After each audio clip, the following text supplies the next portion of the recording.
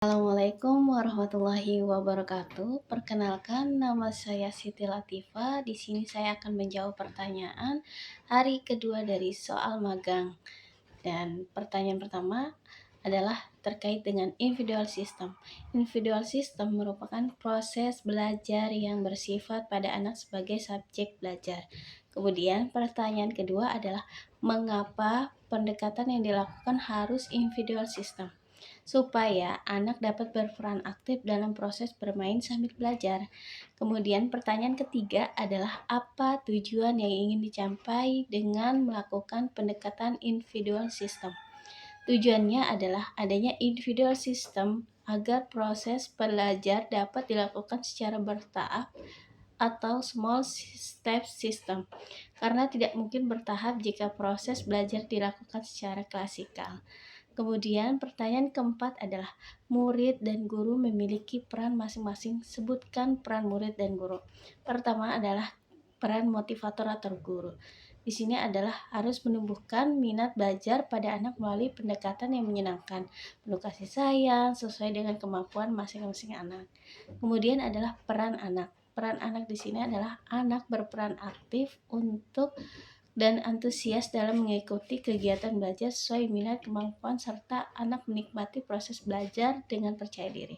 Kemudian poin kelima atau pertanyaan kelima adalah apa perbedaan individual system dengan classical system? Di sini adalah perbedaannya itu adalah individual system merupakan anak belajar sesuai dengan kecepatan dan kemampuan masing-masing. Tidak adanya paksaan, tidak juga dibandingkan dengan anak-anak yang lainnya. Kemudian classical system merupakan anak belajar dalam satu kelompok dengan materi dan kecepatan yang sama. Kemudian pertanyaan keenam adalah bagaimana sih yang dilakukan motivator agar dapat melakukan pendekatan secara individual system? Pertama, motivator harus mempelajari dan mengenal karakter anak. Kemudian kedua adalah motivator mencari tahu nih apa yang menjadi kesukaan anak. Kemudian ketiga adalah memberikan reward atau seringnya kita mengevaluasi anak.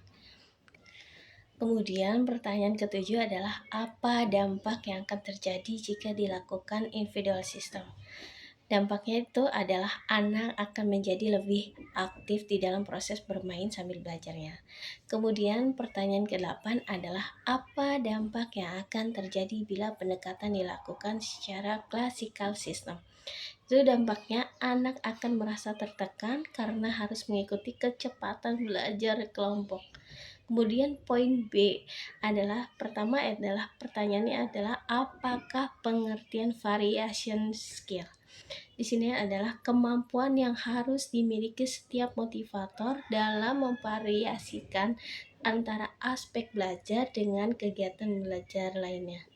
Kemudian pertanyaan kedua adalah mengapa kegiatan belajar harus divariasikan?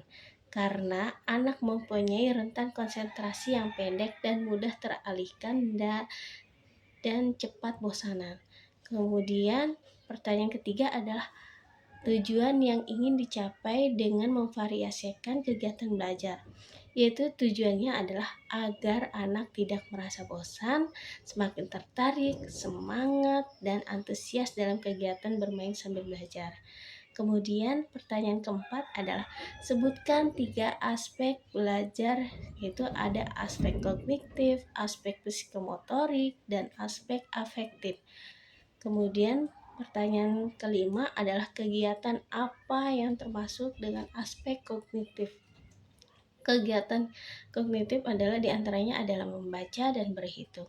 Untuk yang poin ke-6 adalah kegiatan apa yang termasuk dengan aspek afektif. Kegiatan aspek afektif ada bernyanyi dan berdialog. Kemudian poin ke-7 adalah kegiatan apa yang termasuk dengan aspek psikomotorik.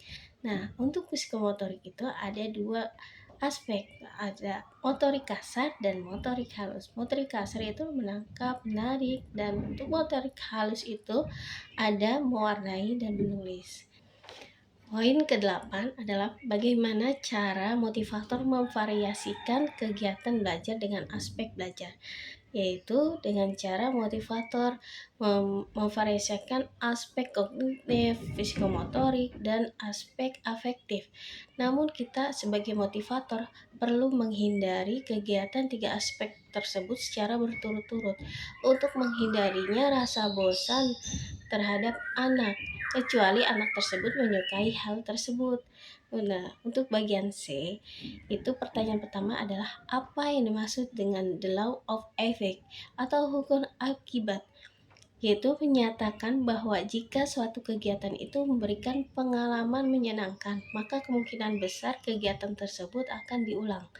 Kemudian kedua adalah apa yang dimaksud dengan the law of exercise. Hukum latihan menyatakan bahwa semakin kegiatan itu dilakukan, maka kemampuan dalam kegiatan tersebut itu semakin kuat.